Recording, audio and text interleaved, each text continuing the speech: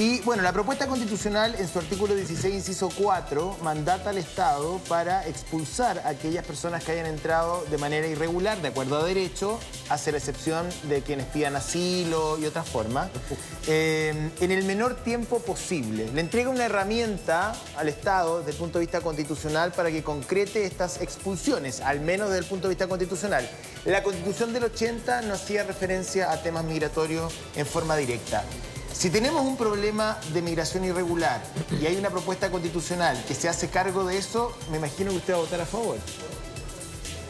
Sí, la pregunta que hace es muy interesante, José Antonio, no la última, la primera, porque la pregunta es ¿qué resuelve eso que está escrito en la propuesta constitucional?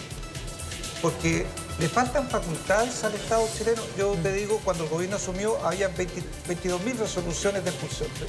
Del 2013 al 2022, ¿le faltaban facultades para expulsar? No. Había firmado 23.000 expulsiones entre el 2013 y el 2022. Se depuró. Habían fallecido, había gente que se había ido fuera de Chile, había gente que estaba en la cárcel, había gente que se llegó a 12.000. Entre, vuelvo, 2013 y 2022. Por lo tanto, ¿tiene facultad el Estado chileno para expulsar? Por supuesto que las tiene. Tiene, está radicada en el director del Servicio Nacional de Migraciones por ley, y una facultad especial está radicada en el subsecretario del Interior. O sea, no es necesario constitucionalizarlo, dice usted. Una prerrogativa especial suya. Una prerrogativa especial del subsecretario que permite expulsar por razones de seguridad interior. ¿Por qué no lo usó antes? La usé cuando los ciudadanos colombianos agregaron a carabineros en la ciudad de Puerto Montt. ¿Y por qué no se ha usado más? Porque queremos perfeccionarla, porque cuando la uso por seguridad interior del Estado, esa persona que yo estoy expulsando por razones de seguridad interior podría ir a la justicia. Y decir, quiero que el subsecretario demuestre que yo soy una amenaza para la seguridad interior del Estado. ¿Y se tiene que cumplir condena acá o en el país de origen? No, son dos cosas distintas. No. Es bien importante aclarar esto. Si hubiera, por ejemplo, lo que ocurre, un desorden público, y se agrede a guardias municipales, como ha ocurrido en algunos casos, o se agrede a carabineros, y son ciudadanos extranjeros que están en situación irregular, yo podría hacer uso de esta facultad, ¿cierto? Esa facultad está mediada por algunas limitaciones. Uno, que tengo que demostrar que tengo la razón, o sea, que fundadamente es una amenaza para la persona. Segundo, le da derecho a apelar ante la justicia, 10 días. Pero insisto, ¿usted cree que no es necesario constitucionalizar la expulsión de irregulares en el menor tiempo posible? ¿Cree que ese texto no es necesario? La facultad está primero radicada en la ley de migraciones, primera facultad, y se ejerce. O sea, teníamos 12.000 expulsiones, si es que las depuramos. Durante el gobierno se han firmado, si mal no recuerdo, cerca de 7.000 expulsiones. Por lo tanto, la pregunta es, ¿el problema es la facultad? No, el problema es ejecutar las expulsiones. Y eso no lo resuelve el texto constitucional. Esto ya es un problema de carácter operativo, operativo y diplomático, no constitucional. Si nosotros tuviéramos un acuerdo con el gobierno venezolano y el gobierno venezolano nos dijera mañana, ¿sabe qué? Le voy a permitir ingresar vuelos de la Fuerza Aérea Chilena al espacio aéreo venezolano para que traiga ciudadanos venezolanos expulsados desde Chile a Caracas. ¿Podríamos expulsar más? Por supuesto que podríamos expulsar más. El problema es que hoy día no podemos enviar aviones de las Fuerzas Armadas chilenas al espacio aéreo venezolano. Subsecretario, ¿qué pasó si yo pudiera controlar la empresa Conviasa para expulsar también? O sea, quiero decir, tu pregunta, ¿es un problema constitucional? No. ¿Tiene facultades hoy día la autoridad para expulsar? Sí. Tercero, ¿dónde tiene el problema? En ejecutar las expulsiones. ¿La ha tenido solo este gobierno? No, la ha tenido este gobierno y también la tuvo el gobierno anterior. No hay que sincerar y tal vez ser menos ambicioso, no sé. Porque acá hay dos tipos de expulsiones, ¿no? Las personas que tienen problemas administrativos, y las judiciales, que están irregulares, y las judiciales. ¿No deberíamos enfocarnos en una primera etapa exclusivamente a expulsar extranjeros irregulares, delincuentes? Porque tenemos una capacidad mínima, es difícil echar a la gente. Entonces, dedicarnos primero a echar a los delincuentes, ¿no? Como prioridad. Sí, aclarar la diferencia entre las dos para que las personas de la casa puedan entender.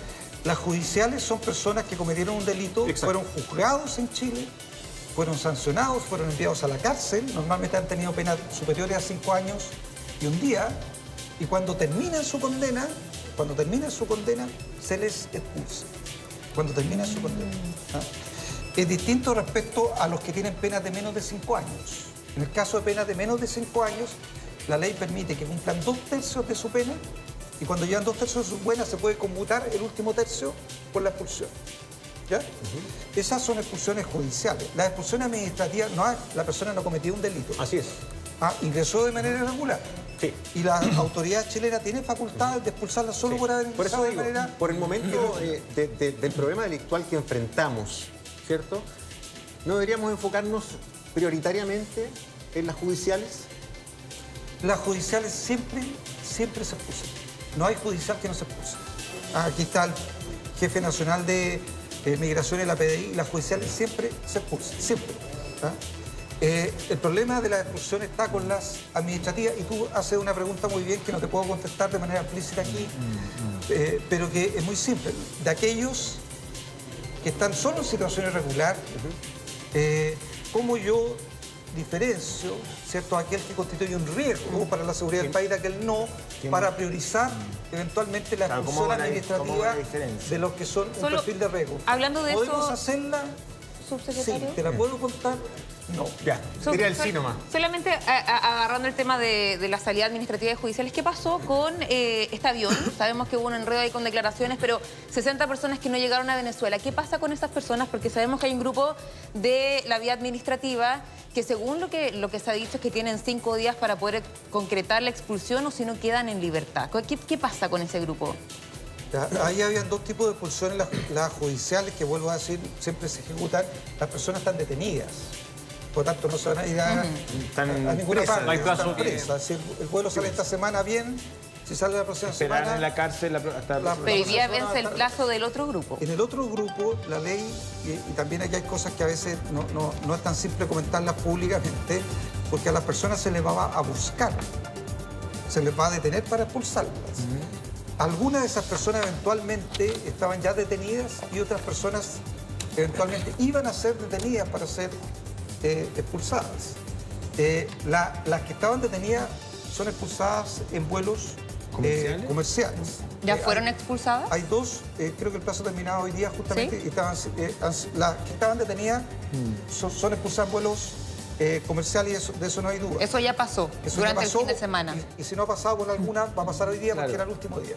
Y las otras eran personas que no estaban detenidas, pero ya se sabía quiénes eran y dónde estaban. Se podían encontrar. Y por lo tanto se les iba a ir a buscar para detenerlas y expulsarlas. Preguntarle al prefecto Cristian Sáez, al general Matus, que bueno, son parte fundamental del trabajo de frontera. ¿Qué les pareció el megafonazo? ¿Se rieron del megáfono? ¿Le encuentran cierto sentido? ¿Creen que fue un acierto desde el punto de vista de la gestión? ¿O fue un problema comunicacional y todos entendimos algo que no era? Porque, a ver, si yo veo que las policías, tanto las investigaciones como Carabineros y ahora también los funcionarios del Ejército, se descrestan el lomo en la frontera, tratando de llevar adelante las políticas del Ejecutivo para intentar contener esta ola, manejarla, reducir, en fin.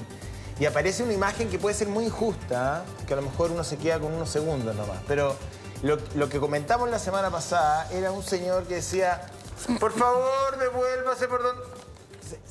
Aparece muy ridículo todo. Eso es lo que la gente vio, y perdón que se los diga si les molesta, pero es lo que la gente vio y comentó en su casa. Entonces me gustaría saber cuál es la opinión de ustedes respecto de esa imagen. Sí, nosotros como policía es importante poder hacer una diferenciación. El control migratorio, por ley, está a cargo de la Policía de Investigaciones de Chile. Eso significa que nosotros estamos en los pasos habilitados controlando el ingreso y salida de personas. Y lo que hacemos es verificar que quienes pueden entrar lo hagan, que tengan sus documentos al día y quienes no puedan entrar o salir no lo hagan. Eso es con respecto al control migratorio.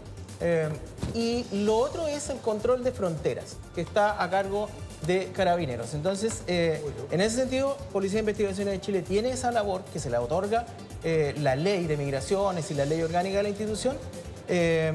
Y respecto a todos los procesos que se hagan, yo creo que siempre son buenos, sin embargo, no nos corresponde comentar respecto a una situación puntual. Solamente destacar que la labor de Policía de Investigaciones de Chile es control migratorio en los pasos habilitados. Bueno, tal como dice el prefecto inspector, aquí hay un tema bastante importante que hay que aclarar, que es el tema relacionado con los pasos no habilitados que están, entre comillas, bajo la tutela o bajo la supervisión, la fiscalización de Carabineros de Chile. En ese sentido, cualquier medida que se adopte, cualquier medida que se instaure o se implante es bienvenida. Nosotros tenemos que, aunque suene muy de perogrullo, tenemos que notificar a la persona de que está cometiendo un acto que en nuestro país es ilegal. E ingresar es ilegal. Entonces, nos podemos encontrar con el caso, oiga, yo no tenía idea que no podía entrar. Entonces, independiente que lo que mediáticamente se pueda pensar del megáfono, es una medida que también permite, entre comillas, decirle a la persona, oiga, usted fue notificada. Y es imposible que usted, o poco probable que usted no lo haya escuchado. ¿Que es perfectible? Evidentemente que es perfectible. Evidentemente que nosotros tenemos que complementar algún tipo de información que permita a la autoridad tomar otro tipo de medidas, pero todo es perfectible, todo es analizado. Oye, ahí uno valora sí, al subsecretario, porque sabe que bueno que usted como que no se enoje cuando uno le hace estas preguntas, porque la verdad es que ahí yo entiendo que hay diferentes estilos, ¿no es cierto? La ministra Toá, yo creo que ha estado en un momento complicado, ha sido... Hoy en día también está en el foco y en el centro de las críticas. Y esto no pasa por pedir la renuncia de alguien, o no, que por supuesto que la oposición lo va a hacer y claro, está en su derecho de hacerlo, ni quién es más duro, quién es más laxo, pero en general uno tiene la sensación de que con políticos divididos el crimen organizado, los delincuentes se aprovechan. Es un poco la sensación que queda. A propósito, se le pregunto también de su política de estar conversando ya con los ex subsecretarios Gali, no me acuerdo qué más era. Uvilla, claro. Y a propósito, yo creo de ser una semana muy complicada para la ministra Toá en términos de lo que pasó con los deportistas cubanos, lo que pasó con la explicación del avión, el megáfono, en fin, otras situaciones que se han sumado ahí. Se lo pregunto también por su estilo. Le insisto, no pasa por ser más laxo, más duro, más severo, sino que cuando uno ve como diferentes opiniones o desaciertos comunicacionales, parece que es un poquito más tierra fértil para la delincuencia. Sí, mira, primero yo creo que el gobierno está muy consciente, muy consciente, de que un gobierno no puede permitir a los ciudadanos vivir con miedo. O sea, una democracia no se sostiene así. No se sostiene ni en este gobierno ni en el que venga. Tampoco se sostiene una comunidad que no siente que sus instituciones son capaces de controlar el delito para proteger sus vidas. La señora que nos escucha seguramente está todo el día preocupada porque temprano salió su hijo y tiene que volver en la tarde y está seguramente con el temor de que le pase algo y le exige al Estado que garantice la seguridad de su hijo, y eso es completamente legítimo. Lo digo a propósito de la pregunta que tú me haces en torno a la ministra Toá, porque estamos muy conscientes de la prioridad que esto tiene para salvaguardar la democracia. Este no es un problema de este gobierno. Si este gobierno lo logra resolver o logra avanzar en resolverlo, también es una solución para el gobierno que viene. Y estamos muy conscientes de que esto, por lo tanto, tiene que ser una política de Estado, y la política de Estado se construye conversando y acordando con todos, no solo con los que piensan igual.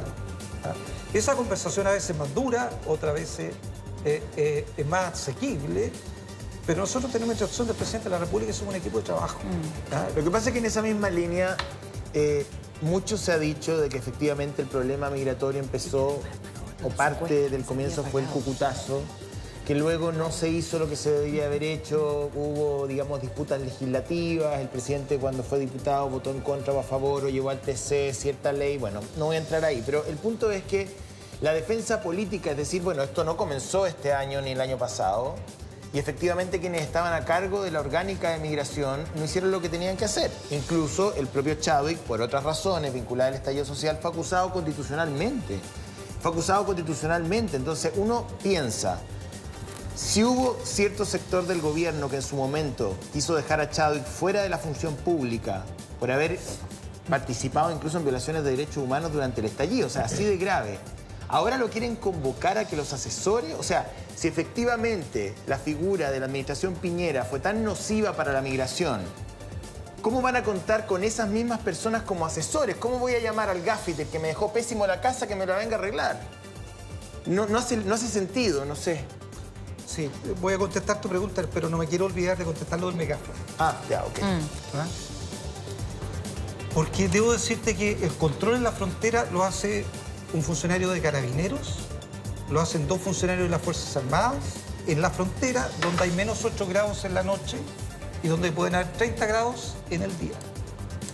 Y lo que fue a inaugurar la ministra fue un puesto de observación fronterizo. Y quiero hacer la distinción porque ese funcionario de Carabineros y los 2 funcionarios armados estaban en un container que no tenía baño, que no tenía climatización, que no tenía ninguna zona segura, donde se calefaccionaban haciendo fuego en el exterior con palos de madera, donde no había conexión satelital, o sea, no tenían comunicación con nadie, si eran atacados no tenían cómo comunicarse. Esa era la condición en que el Estado chileno tenía a Carabineros y a las Fuerzas Armadas haciendo de lo que todos hablamos, el control de la frontera. Entonces, ¿qué es lo que se inaugura? Se inaugura un puesto de mando, con un puesto de mando climatizado, con una zona segura, o sea, una zona antibala, con conexión satelital, con cámaras térmicas, con monitores que podríamos tal vez conectarnos hoy día y ver lo que está pasando en la frontera, y con 3 puestos de observación fronteriza avanzada. Entre toda la tecnología que hay ahí, efectivamente, ese puesto de observación fronterizo tiene un megáfono, ¿ah? Que es completamente distinto a lo que se mostró. Lo que se mostró es más bien un arma no letal, que la empresa quiso mostrar su uso. Se usa en muchos lugares del mundo porque el daño que produce en términos auditivos obliga a las personas a detenerse. Pero fue una exposición en el marco de lo que esa empresa estaba mostrando en una feria. Ya, la secuencia fue injusta, dice usted. Es totalmente injusta porque hoy día en Colchane lo que hay, y basta ir a hablar con las personas que habitaban ese lugar. A mí me correspondió ir a mirarlo. Y les pregunté cómo se calefacciona y me mostraron cómo se calefaccionaba. Entonces, el salto en términos de dignidad, de habitabilidad para nuestros funcionarios, de tecnología para cuidar de manera más eficaz la frontera, con cámaras técnicas que pueden mirar un camión o pueden encontrar en la noche un camión a más de 10 kilómetros de distancia, es un cambio completamente sustancial. Entonces, yo entiendo la confusión que se produce. Es que se comunica mal, pues. Bueno, por eso le digo, entiendo la confusión. Ahora, el tema de las comunicaciones no depende del subsecretario del Interior. Está bien, pero vamos a invitar a otra gente, digamos, pero la verdad es que es súper No, importante. no me estoy quejando de la confusión. Lo que me estoy quejando, ni siquiera quejando, es que una vez que existe una confusión y uno la aclara y entrega la información necesaria y muestra la evidencia de que eso no es así, bueno, la confusión se acaba. Cuando a pesar de que tú muestras que eso fue una confusión, que lo que se instaló ahí fue otra cosa, que hay un cambio sustancial, la polémica sigue, entonces yo digo, estamos perdiendo el tiempo. ¿Ah? Pero tiene razón. Apaguemos el megáfono, dejémoslo ahí en la frontera. ¿Sabe lo que yo le quería preguntar respecto a la frontera? Yo soy testigo de lo que usted ha dicho. De verdad que las condiciones para quienes resguardan nuestra frontera eran ordinarias. Eso es suave, no sé. Para ser caballo. Y es verdad que se ha hecho una mejora. Pero a mí lo que me preocupa, o con la imagen que yo me quedé cuando fui a Colchane, es que se hace un tremendo esfuerzo por estar en la línea fronteriza, en el paso habilitado donde están ustedes, en la línea de frontera, que es inmensa. Se nos van a meter por alguna parte. Por el lado. Pero son pocas las rutas que nos llevan a las ciudades. Y por donde se nos metan van a tener que ocupar esas rutas. Así es. Yo no vi un resguardo 24/7 en esas conexiones. Y me llamó la atención también la inmensa cantidad de vehículos de transporte trucho. Y bien poca fiscalización. Entonces, podemos poner un dragón en la frontera, un megáfono gigantesco, pero creo que también deberíamos hincarle el diente a esas conexiones. Al menos yo me quedé con esa impresión. ¿Cómo lo hacemos ahí? Mira, en el norte se desplegó la infraestructura crítica que permitió la colaboración de funcionarios de las Fuerzas Armadas con Carabineros. Y tú tienes toda la razón. ¿Dónde se hacen los controles? No es que se hagan solo en la frontera. Justamente lo que ocurre es que las personas que ingresan normalmente son parte de un tráfico ilícito de inmigrantes. Por lo tanto, cruzan la frontera, a veces hay un vehículo esperándolo, lo suben al vehículo y lo trasladan a una ciudad. Como agencia de turismo, básicamente. Por lo tanto, el control de las rutas es crítico para esto. Y justamente el despliegue de las Fuerzas Armadas lo que hace, uno de los puntos centrales, es el control de las rutas críticas. Ahora, eso es lo que ha permitido, en el caso de Colchane, tener un efecto. Si ustedes escucharon al alcalde de Colchane estos días, al alcalde García, él dice, bueno, en Colchane ya no ocurre lo que ocurría hace un año. O sea, hay menos flujo de migrantes porque hay un control que tiene que ver no solo con la frontera, sino con las rutas que impide el tráfico ilícito de migrantes de manera impune. Hoy día eso se controla y eso ha generado una disuasión respecto al tráfico ilícito de migrantes. Eso tiene efecto en otros lugares de la frontera, debo decirlo, ¿verdad? Pero contarte eso, y lo segundo contarte que a propósito de la experiencia del puesto de observación fronterizo, nosotros tenemos un proyecto con Carabineros para que la tecnología cubra toda la frontera norte. O sea, para que yo pudiera eventualmente hacer algo que no tengo hoy día, que es encender esto y mirar qué es lo que está ocurriendo en la frontera norte. ¿Y cuándo va a estar eso? Eso hoy día no ocurre en Colchane porque pusimos este puesto de observación fronterizo, pero no ocurre en toda la frontera. Por tanto, el acuerdo con Carabineros es generar una muralla digital que cubre el 100% de la frontera, para el cual destinamos a Carabineros este año 2023 2.800 millones, el próximo año creo que 7.000 millones, y el año siguiente 7.000 millones más. Cuando termine el gobierno, las 3 regiones del norte van a tener un control digital de la frontera norte, lo cual va a ser mucho más teléfono a los presos antes que se nos vaya el tiempo? ¿Cuándo le cortan el teléfono a los presos en las cárceles? Muy buena pregunta. Está adjudicada la licitación para el bloqueo de telefonía celular en los recintos penitenciarios. Todo está lento, ¿ah? Bueno, pero en el debate por ahí. Yo me voy a jubilar y todavía van a tener 5G. Pero miremos el lado positivo. Este es un debate que lleva años. En marzo, es verdad. En marzo, los 3 primeros recintos penitenciarios en Chile deberían tener bloqueo de telefonía celular. Esto ya se adjudicó la licitación. Los 3 primeros recintos penitenciarios bloqueados deberían estar bloqueados en marzo. Y posteriormente la licitación permite llegar a 14 recintos penitenciarios con bloqueo de telefonía celular. Bien, pues cerramos el panel, muy interesante. Muchas gracias por venir. También al general jefe metropolitano, el general Matus. Y Camus. Ah, mire, me pusieron mal aquí. Camus. Sí. Y también al jefe de Migración y Extranjería, don Cristian Sáez. Ah, ya está correcto.